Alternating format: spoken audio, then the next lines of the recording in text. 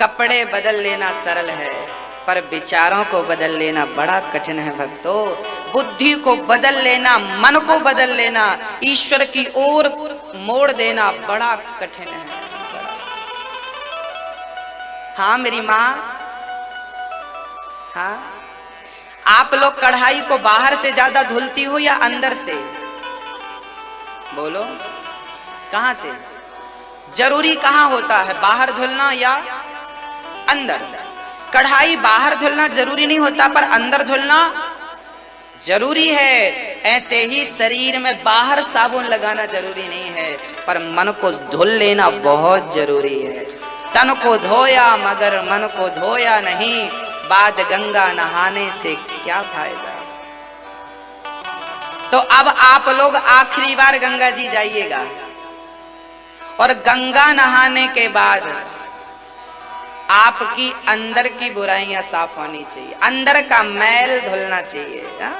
कौन कौन? अच्छा, मैल किसे कहते हैं? अंदर मैल क्या है बताओ, आप बताओ, मैल किसे कहते हैं? भैया जी, ओ भैया बताओ, मैल किसे कहते हैं? गंदगी, जो मन गंदा होता है, लोग कहते हैं मन गंदा है।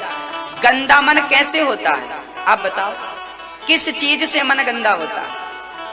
वो कौन सी चीज है जिससे मन गंदा हो जा? बताओ। हाँ हाँ, प्याज?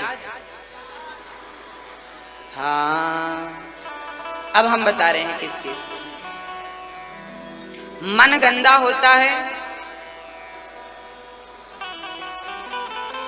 असत्य बोलने से। पहली सीढ़ी है असत्य। यदि आपका मन आपके कंट्रोल में नहीं है, तो ये मन आप जहां ले जाएंगे वहीं आपको परेशान करेगा। मन एव मनुष्याणाम बंधनम मोक्ष कारणम। याद रखना मेरी माँ, बंधन और मोक्ष शरीर का नहीं होता। बंधन का कारण मन है और मोक्ष का कारण भी। बंधन किसका होता है? मन का, शरीर का थोड़ी बंधन है। मुक्ति किसकी होती है? चलिए मैं आपको समझाता हूं। आपके दुख का कारण क्या है? आपके पास पहनने को कपड़ा है, खाने को रोटी है, गुजारा करने को घर है, चलने को गाड़ी है, 2 पैसे भी हैं, आपका गुजर बसर चल रहा है कि नहीं? पर मन कहता है नहीं नहीं, बड़ी गाड़ी होनी चाहिए। मन कहता है बड़ा बंगला होना चाहिए। मन कहता है बड़ा कोठी होनी चाहिए। मन कहता बड़ा पूरे होशंगाबाद में हमारा वर्चस्व नाम होना चाहिए। कौन चाह रहा है ये सब? आप पूरी जिंदगी मन की गुलामी कर रहे हैं। मन की इच्छाएं पूरी करने में लगे हैं आप लोग। आप ध्यान से सुनिएगा, आप जितने यहाँ बैठे हैं लगभग 99% लोग या जो सुन रहे हैं, आप और हम सभी लोग अपने मन की इच्छाएं पूरी करने में लगे हैं। जिनकी इच्छाएं पूरी हो गई वो खुश, और जिनकी इच्छाएं पूरी नहीं हुई दुखी। दुख और सुख बाहर से नहीं आता, मन ही दुख और सुख का कारण। कैसे? आपने पापा से 100 रुपए मांगे, पापा हमें मोबाइल दिलाइए, वो 20,000 वाला मोबाइल दिलाइए। पापा ने दिलाया, खुश। पापा ने मना किया, दुख।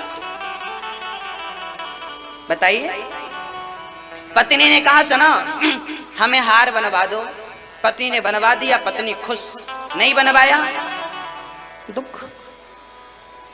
हमें घर चाहिए, बड़ा सा हमारे पास घर नहीं है, घर चाहिए, घर मिल गया, घर बनवा लिया तो सुख, और नहीं बन पाया तो दुख। दुख कहां से आया? अब बताइए आप, दुख की उत्पत्ति कहां से हुई? मेरी माँ, दुख की उत्पत्ति, आप कहते हैं ना गुरुजी हम बड़े दुखी हैं, ये दुख आया कहां से? कहां से आया बताइए, बताइए, जोर से बताइए। समझ में आ रही है बात तो बताइए, ये दुख नाम की चीज कहां से आई? कहां से मेरी माँ, आप बताओ? अंदर से आई ना। आपकी इच्छाएं जो अधूरी हैं वही दुख है, आपकी इच्छाएं जो पूरी हो गई वही तो सुख है। आप समझ नहीं पाते इतनी सी बात पूरी जिंदगी। अर्थात हमें सुख और दुख कौन देता है? अर्थात हमें सुख और दुख कौन देता है? बोलो बोलो। हमारा मन। हमारा मन ही हमारे सुख का और हमारे दुख का जिम्मेदार है। पड़ोसी हमारे सुख दुख का जिम्मेदार नहीं है। दुनिया का कोई व्यक्ति हमारे सुख, गुरुजी फलाने ने हमें गाली दे दी, मार दिया यहाँ, अब हम दुखी लोग, ये फलाने ने गाली दे दी, रात को नींद नहीं आ रही, तो तुमने गाली को इतना सीरियस क्यों ले लिया भाई? दो कान दिए ना भगवान ने, एक कान से सुनो, दूसरे से निकाल दो। सीरियस लेंगे तो आपकी नींद हराम होगी। और आप जैसा बेवकूफ दुनिया में कोई नहीं होगा जो दूसरों के कारण अपना सुख चैन गवा दे। वो बेवकूफ नहीं तो क्या है बताइए? उसके कारण आप अपना सुकून क्यों खो रहे हैं भाई? कहने दीजिए ना। जमाना अच्छा कहे बुरा कहे, कुछ तो कहे, जमाना कहेगा। याद रखना दोस्तों, लोग खाए बिना रह सकते हैं पर बोले बिना नहीं रह सकते। या तो अच्छा बोलेंगे या तो बुरा बोलेंगे जरूर। और आप इनके चक्कर में, लोग कहते हैं ना जमाना क्या कहेगा, लोग क्या कहेंगे, चार लोग क्या कहेंगे। चार लोग कुछ नहीं कहते, मरने के बाद बस एक ही आवाज आती है कि राम नाम सत्य। यही कहेंगे लोग इकट्ठे होकर, राम नाम, ये लोग कहेंगे। लोगों को कहने दीजिए, कुछ उनको भी काम दीजिए। बेचारे निकम्मे बैठे हैं घर पे, कोई काम धाम है नहीं, कुछ काम दीजिए उन लोगों को, बेचारे वो भी कुछ कहते रहें। सारा काम आप ही क्यों कर लेते हैं? कुछ काम दीजिए उन लोगों जो कह रहे हैं ना, कहने दीजिए।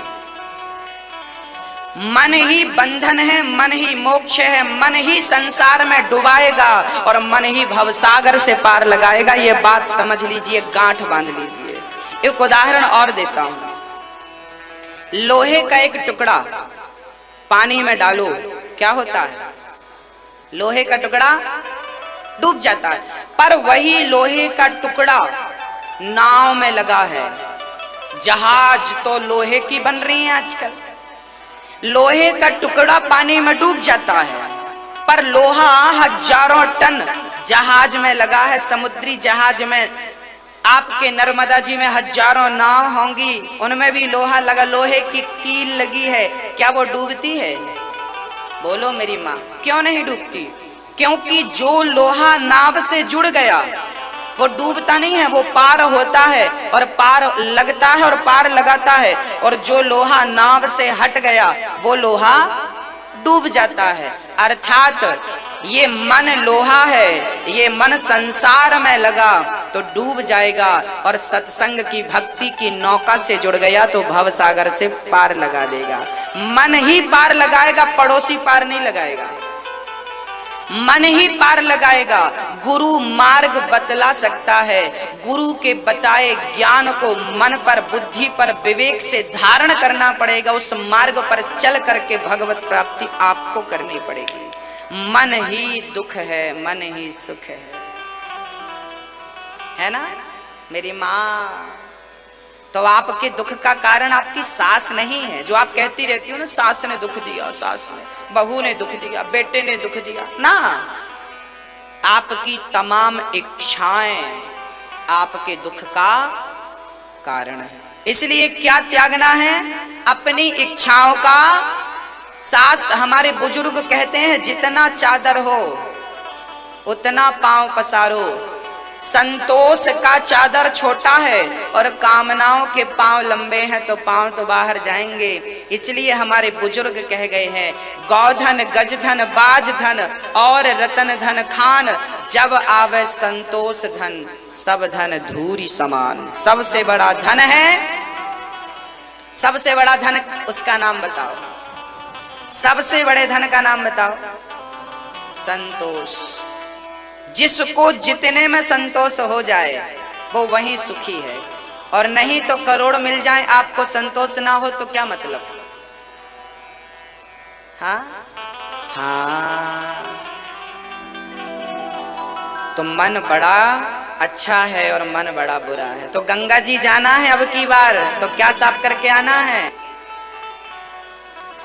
एक 10वीं क्लास का बच्चा, उसने 6 सब्जेक्टों में 5 सब्जेक्टों में 100 में से 80 नंबर पाए, बस एक सब्जेक्ट में 100 में से 31 नंबर पाए, जबकि पास होने को 33 नंबर चाहिए था, 33, 2 नंबर कम है। आप बताओ कि उसे पास कर दें या फेल कर दें? क्या करना चाहिए उसके साथ? पास करें या फेल करें?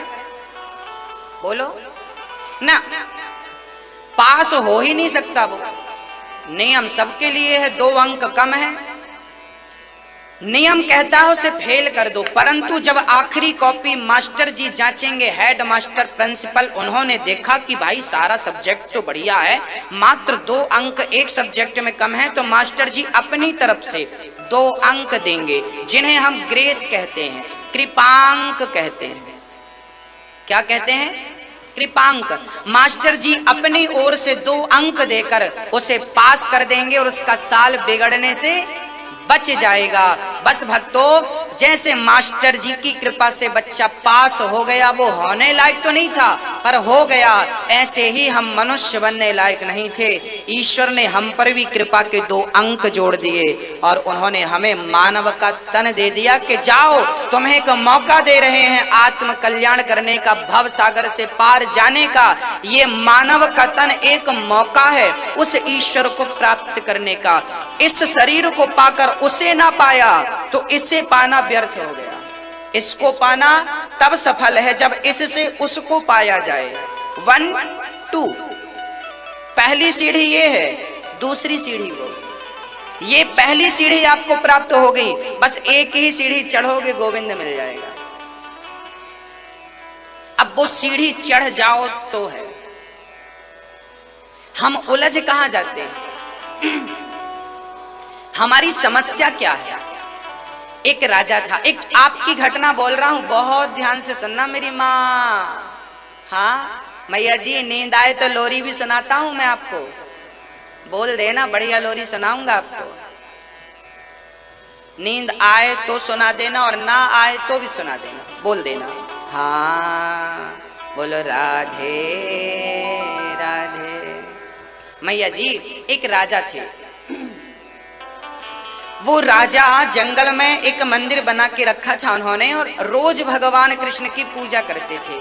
4 घंटा रोज निकालते थे और रोज माला जपते थे, श्री कृष्ण श्री कृष्ण श्री कृष्ण श्री कृष्ण श्री कृष्ण, हरे राम राम राम हरे हरे, हरे कृष्णा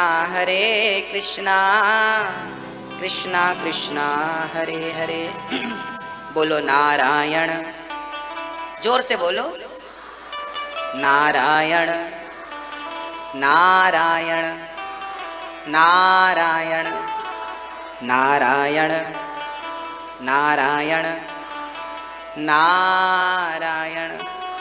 बस श्री राजा रोज वहां जाते और प्रेम पूर्वक ध्यान लगाकर बस भगवान की भक्ति करते। एक दिन भगवान प्रकट हो गए, राजन मैं आपकी सेवा, आपकी भक्ति, आपके प्यार से बहुत प्रसन्न हूं, मुझसे वरदान मांगिए।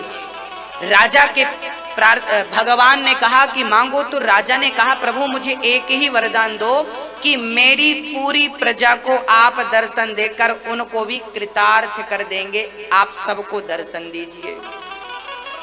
भगवान ने कहा राजन मेरी भक्ति आपने की है, मुझे आपने बुलाया है और अपनी प्रजा को दर्शन दिलाना चाहते हैं। तब राजा बोले प्रभु मेरी प्रजा आपका दर्शन कर लेगी तो एक राजा का परम धर्म है कि वो अपनी प्रजा का कल्याण करे। आपका दर्शन मेरी प्रजा कर लेगी, उनका कल्याण हो जाएगा। मैं सबका कल्याण चाहता हूँ। सर्वे भवन्तु सुखिनः सर्वे सन्तु निरामया, सर्वे भद्राणि पश्यन्तु मा कश्चित् दुःख भाग्य भवेत्। मैं सबका कल्याण चाहता हूँ ना। तो भगवान ने कहा ठीक है, कल ठीक सुबह 10 बजे आप अपनी पूरी प्रजा को मेरे पास लाना, मैं सबको दर्शन।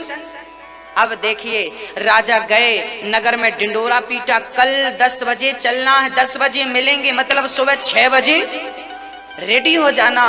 अब जैसे फ्री में भगवान मिल रहे हो, बिना मेहनत के, वो छोड़ेगा क्या? अब बच्चों से लेके बूढ़े तक तैयार हो गए और बड़े बाजे गाजे के साथ कीर्तन चालू हो गया, श्री कृष्ण गोविंद, सारे लोग सब तैयार, राजा आगे आगे, पूरी प्रजा पीछे पीछे चल पड़ी। जंगल में भगवान दर्शन देने वाले हैं, श्री कृष्ण गोविंद हरे मुरारी हे नाथ नारायण वास, चल पड़े श्री कृष्ण। जैसे ही प्रजा आगे चली, जंगल में प्रवेश हुआ, वैसे ही गांव वालों को पैसों का ढेर नजर आ गया। पैसा ही पैसा, पैसा ही पैसा। अब गांव वालों ने ढोलक मजीरा छोड़ दी, कीर्तन भजन छोड़ दिया और सीधा पैसे के ढेर पर जाकर चढ़ने लगे और समेटने लगे, पैसा पैसा पैसा। राजा बोल रहे हैं भैया भगवान आगे हैं, पैसों के चक्कर में ईश्वर को मत छोड़ देना। गांव वाले बोले क्या बताएं राजा साहब, बड़ा कर्जा हो गया था, इतना पैसा पहली बार देखा है, ये मिल जाएगा तो सारा कर्जा निपट जाएगा, फिर भगवान का दर्शन करेंगे हम।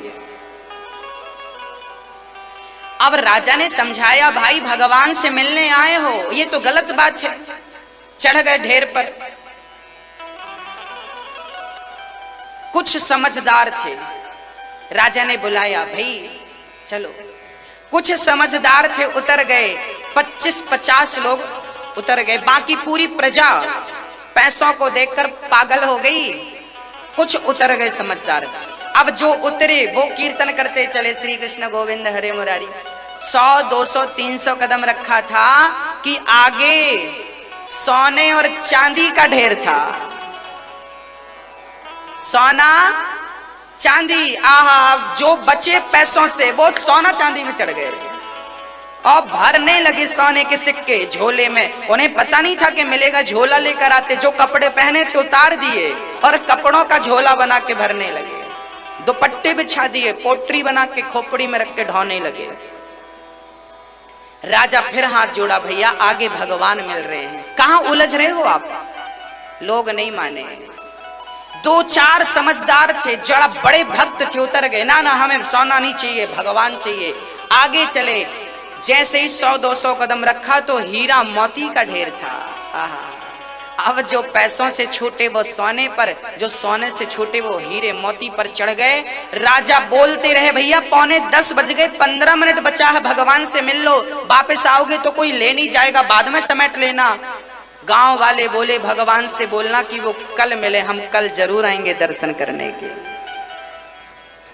राजा अकेले, कोई नहीं आया, राजा अकेले गए तो भगवान जी खड़े थे। अरे आपने तो कहा था पूरी प्रजा को लेकर आएंगे, आप तो अकेले आए हैं, कहाँ है आपकी प्रजा? राजा रोने लगे, प्रभु सब लोग घरों से निकले थे आपको पाने के लिए, सब रास्ते में उलझ गए, कोई पैसों में, कोई सोना में, कोई चांदी में, कोई हीरा में, कोई मोती में। भक्तों, वो उलझे हुए लोग और कोई नहीं है, हम सभी उस परमात्मा के घर से निकले थे उसी को पाने के लिए, पर हम सभी लोग सोना चांदी हीरा मोती में उलझ गए। ये कहानी हम सभी की है। जरा अपने दिल में हाथ रखकर आप बताइए, क्या आप पैसों में नहीं उलझे? क्या आप सोना चांदी हीरा मोती में नहीं उलझे? ये कहानी उनकी नहीं है, ये कहानी आपकी और हमारी है। हम सभी वही लोग हैं कि पास में भगवान खड़ा है, परंतु ये सोना चांदी रुपया पैसे से ममता छूटे तो वो मिले, इससे ममता छूटती नहीं, वो प्राप्त होता नहीं। और आपकी ममता यदि धन दौलत से छूट गई, तेरा मेरा छूट गया, पत्नी परिवार छूट गया, तो क्या वो मिलेगा नहीं तुम्हें? एक बात बताओ मेरी माँ, देखिए मेरे हाथ में, एक हाथ में गुलाब का पुष्प है, दूसरे हाथ में पैसा है। अब मुझे या तो पैसे को पकड़ना है या तो गुलाब के पुष्प को पकड़ना है। ये समझिए कि ये धन है, ये लक्ष्मी माँ है, पैसा है और ये कन्हैया है। अब यदि इस कृष्ण को पकड़ना, माना कि ये कृष्ण है, यदि मुझे इसे पकड़ना है तो पहले क्या करना पड़ेगा? पहले मुझे इसे क्या करना पड़ेगा? जोर से बोलो। जब मैं इसे छोड़ूंगा तब मैं से पकड़ सकूंगा। बस मेरी माँ जिस दिन संसार को छोड़ दोगी ना, उस दिन गोविंद अपने आप पकड़ में आ जाएगा। आपसे छूटता नहीं, वो पकड़ में आता नहीं। मैं अरु मोर तोरते माया, जय वस कीन्ही जीव निकाया। मैं और मेरा ही तो माया है। आपका बुढ़ापा गया, यहाँ जितने बूढ़े लोग बैठे हैं जिनकी मौत सिर पे नाच रही है, पता नहीं कल मरते हैं कि परसों मरते हैं, ऐसे लोगों से आप जाकर पूछना, क्यों जी ये घर किसका है? बुढ़ापे में सिर हिल रहा है, हाथ पे लाठी है, पर अभी तक वो यही कहेगा ये घर मेरा है।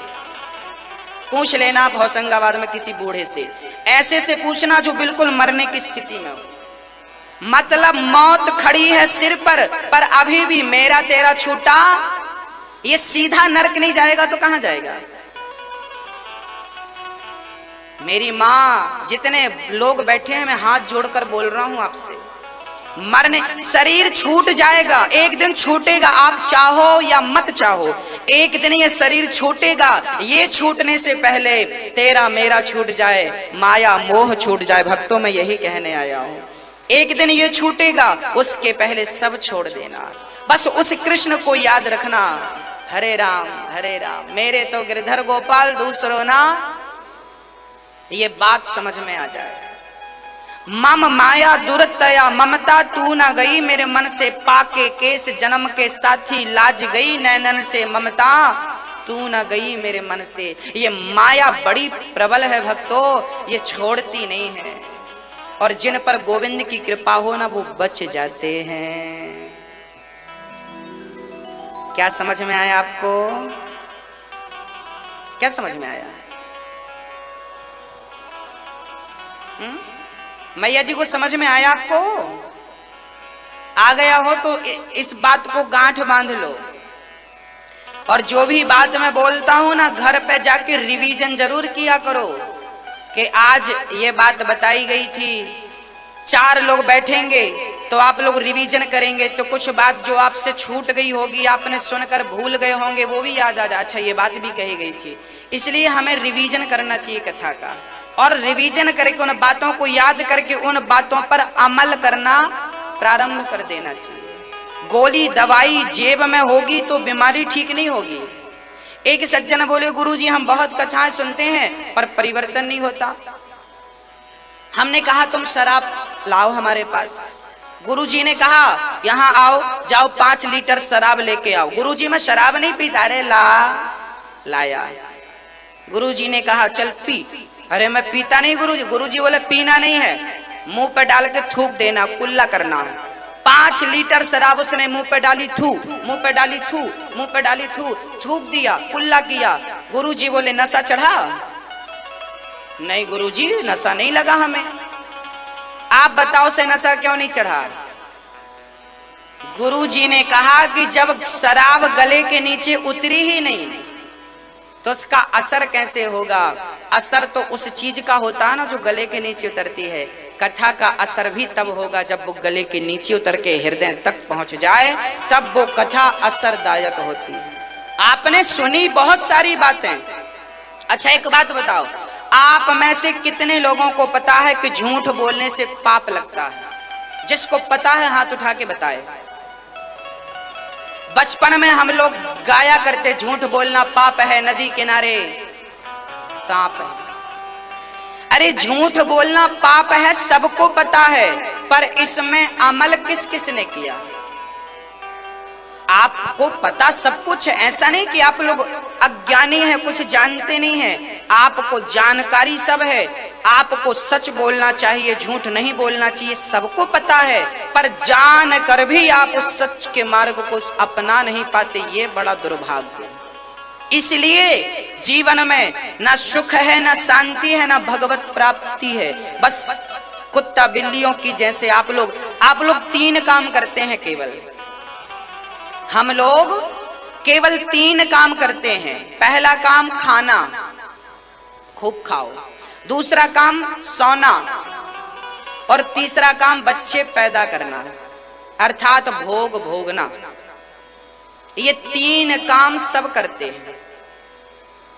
हाँ सब करते हैं ये 3 काम। भैया जी बैठ जाओ, चंदन वाले भैया अब बैठ जाओ, अब कथा सुन लो। हाँ, अब बैठ जाइए। हम सभी लोग ये 3 काम रोज करते हैं। अच्छा एक बात बताइए, आप लोग खाते हैं तो क्या पशु पक्षी नहीं खाता? आप खाते हैं तो पशु पक्षी खाते हैं। आप सोते हैं तो पशु पक्षी भी।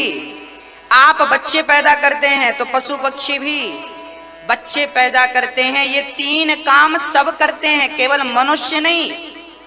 पशु पक्षी, मछली, बगुला, शेर, हाथी, चीता, गीदड़, मुर्गी, जो है, जो दिख रहा है आपको, लगभग ये 3 सुख सबको प्राप्त होता है। अब बताइए वो चौथी चीज क्या है जो केवल आपको मिल सकती है? 3 चीज सबको मिल रही है। बताओ कौन है इस संसार में जो भोग ना भोगता हो? चींटी भी भोग भोगती है, चींटी भी खाती है और चींटी भी सोती है। वही काम आप कर रहे हैं मनुष्य बनकर। ये बताइए कि वो चौथा कार्य क्या है जो केवल आप कर सकते हैं, चींटी, हाथी, कुत्ता, बिल्ली नहीं कर सकते? चौथा काम बताओ। चौथा कार्य केवल है कि आप मनुष्य बनकर उस परमात्मा की भक्ति करके, प्रेम करके उसे पा सकते हैं। बाकी कुत्ता, बिल्ली, पशु पक्षी के शरीर से उस परमात्मा को इस कलयुग में पाया नहीं जा सकता। सतयुग, त्रेता, द्वापर की बात मैं नहीं करता, पर इस कलयुग में केवल मनुष्य के तन से ही ईश्वर को प्राप्त किया जा सकता है। और उसे नहीं पाया तो कुत्ता में, बिल्ली में, सुअर में और इंसान में कोई अंतर नहीं।